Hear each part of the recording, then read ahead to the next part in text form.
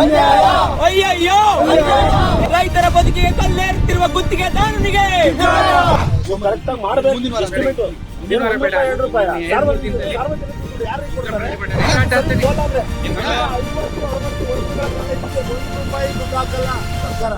ಒಂದೇ ₹1 ದುಡ್ಡು ಹಾಕಲ್ಲ ಇದಕ್ಕೆ. ಮಂಡ್ಯ ಜಿಲ್ಲೆಯ ಕೆಆರ್ಪೇಟೆ ತಾಲೂಕಿನ ಹೇಮಾವತಿ ಜಲಾಶಯದ ಎಡದಂಡೆ ನಾಲೆಯ 54ನೇ ವಿತರಣಾ ನಾಲೆ ನವೀಕರಣ ಕಾಮಗಾರಿ ಸಂಪೂರ್ಣ ಕಳಪೆ ಹಾಗೂ ಅವೈಜ್ಞಾನಿಕವಾಗಿ ಕೂಡಿದೆ ಎಂಬ ಗಂಭೀರ ಆರೋಪ ಕೇಳಿಬರ್ತಾ ಇದೆ. ಸತತ 20 ವರ್ಷಗಳ ಸ್ಥಳೀಯ ರೈತರ ಹೋರಾಟದ ಫಲವಾಗಿ 2 ವರ್ಷಗಳ ಹಿಂದೆ ನಾಲೆಯ ನವೀಕರಣ ಕಾಮಗಾರಿಗೆ ಭೂಮಿ ಪೂಜೆ ನೆರವೇರಿಸಲಾಗಿತ್ತು. ಸುಮಾರು 55 ಕೋಟಿ ವೆಚ್ಚದ ಈ ಕಾಮಗಾರಿ ಕಳಪೆ ಗುಣಮಟ್ಟದಿಂದ ಕೂಡಿದೆ ಹಾಗೂ ಕಾಮಗಾರಿ ಆಮೆಗತಿಯಲ್ಲಿ ಸಾಗ್ತಾ ಇದೆ ಅನ್ನೋದು ಸ್ಥಳೀಯರ ಆರೋಪ. ಕಳಪೆ ಗುಣಮಟ್ಟದ ಸಿಮೆಂಟ್ ಹಾಗೂ ಸಾಮಗ್ರಿಗಳನ್ನು ಬಳಕೆ ಮಾಡಿದ್ರಿಂದ ನಾಲೆಯಲ್ಲಿ ಬಿರುಕು ಮೂಡಿದೆ. ಕಾಮಗಾರಿ ಹೀಗೆ ಸಾಗಿದರೆ 1 ವರ್ಷ ಕೂಡ ಬಾಳಿಕೆ ಬರುವುದಿಲ್ಲ ಅಂತಾರೆ ಸ್ಥಳೀಯರು. ನಾಲೆಯಲ್ಲಿ ನೀರು ಹರಿದರೆ ಕಸಬಾ ಹೋಬಳಿಯ 10 ಹಳ್ಳಿಗಳ ವ್ಯಾಪ್ತಿಗೆ ಬರುವ ರೈತರ ಜಮೀನುಗಳಿಗೆ ನೀರು ಹರಿಯಲಿದೆ. ಕೂಂದೂರಿನಿಂದ ಮಲ್ಲೇನಹಳ್ಳಿಯವರೆಗೆ ಅಂತರ್ಜಲ ಹೆಚ್ಚಾಗಿ ಎಲ್ಲ ಕೊಳವೆ ಬಾವಿಗಳ ನೀರು ಮರುಪೂರ್ಣವಾಗ್ತದೆ. ಆದರೆ ಕಳಪೆ ಕಾಮಗಾರಿಯಿಂದಾಗಿ ಈ ಭಾಗದ ರೈತರಲ್ಲಿ ಆತಂಕ ಶುರುವಾಗಿದೆ. ಕಳಪೆ ಕಾಮಗಾರಿ ಕಣ್ಣಿಗೆ ಕಂಡರೂ ಅಧಿಕಾರಿಗಳು ಮೌನ ವಹಿಸಿರುವುದನ್ನು ನೋಡಿದರೆ ಅಧಿಕಾರಿಗಳು ಗುತ್ತಿಗೆದಾರರ ಜೊತೆ ಕೈ ಜೋಡಿಸಿದ್ದಾರೆ ಎನ್ನುವ ಅನುಮಾನ ಕಾಡ್ತಾ ಇದೆ ಅನ್ನೋದು ಇಲ್ಲಿನ ಜನರ ಆರೋಪ.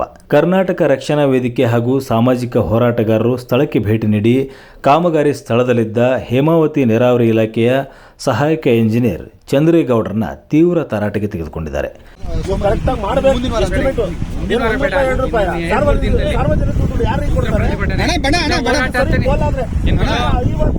ವರ್ಷಗಳ ಕಾಲ ಇದಕ್ಕೆ ₹1 ದುಡ್ಡು ಹಾಕಲ್ಲ ಸರ್ಕಾರ. ಒಂದೇ ₹1 ದುಡ್ಡು ಹಾಕಲ್ಲ ಇದಕ್ಕೆ.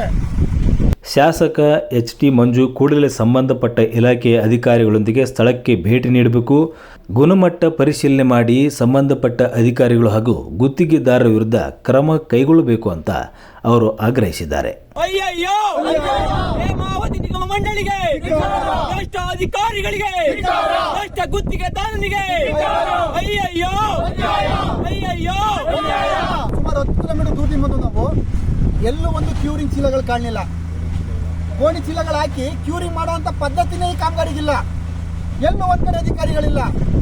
ಎಂಥ ಪರಿಸ್ಥಿತಿ ಬಂದಿದೆ ಅಂದರೆ ಇವತ್ತಿನ ಆಧುನಿಕ ಪ್ರಪಂಚದಲ್ಲಿ ಸುಮಾರು 60 ಕೋಟಿ ಸಾರ್ವಜನಿಕರ ಹಣ ಲೂಟಿ ಮಾಡುವಂಥ ಕೆಲಸ ಮಾಡ್ತಾ ಇದ್ದಾರೆ. ಇಲ್ಲಿ ಅಧಿಕಾರಿಗಳು ಮತ್ತು ಗುತ್ತಿಗೆದಾರರು ಇಬ್ಬರೂ ಶಾಮೀಲಾಗಿ ಸುಮಾರು ಸರ್ಕಾರದ ಹಣವನ್ನು ಮತ್ತು ಸಾರ್ವಜನಿಕರ ಹಣವನ್ನು ಇವತ್ತು ನಾವು ಕಟ್ಟಿರುವಂಥ ₹1 ತೆರಿಗೆ ಹಣವನ್ನು ಇವತ್ತು ಲೂಟಿ ಹೊಡೆಯುವಂಥ ಕೆಲಸವನ್ನು ಗುತ್ತಿಗೆದಾರ ಮತ್ತು ಇಂಜಿನಿಯರು ಇಲ್ಲಿ ಏನು ಸಂಬಂಧಪಟ್ಟ ಅಧಿಕಾರಿಗಳು ಆ ಕೆಲಸ ಮಾಡ್ತಾ ಇದ್ದಾರೆ.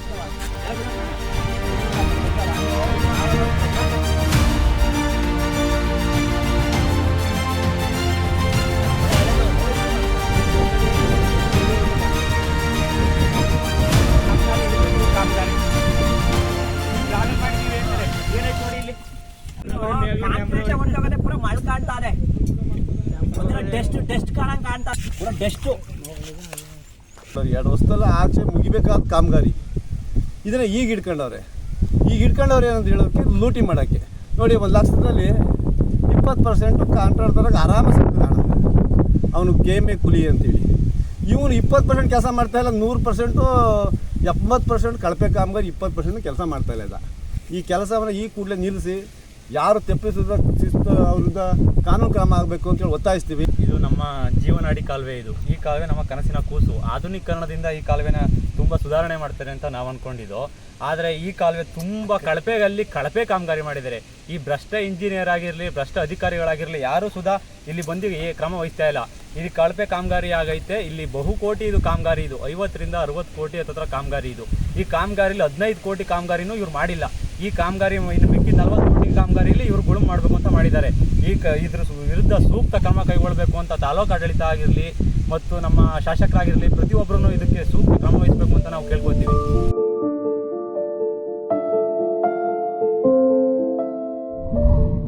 ಮತ್ತಷ್ಟು ವಿಶೇಷ ವಿಡಿಯೋಗಳನ್ನು ನೋಡಲು ಮತ್ತು ಹೊಸ ವಿಡಿಯೋಗಳ ಬಗ್ಗೆ ತಿಳಿಯಲು ಈ ದಿನ .com ಯೂಟ್ಯೂಬ್ ಚಾನೆಲ್ ಸಬ್ಸ್ಕ್ರೈಬ್ ಮಾಡಿ ಮತ್ತು ಬೆಲ್ ಐಕಾನ್ ಕ್ಲಿಕ್ ಮಾಡಿ.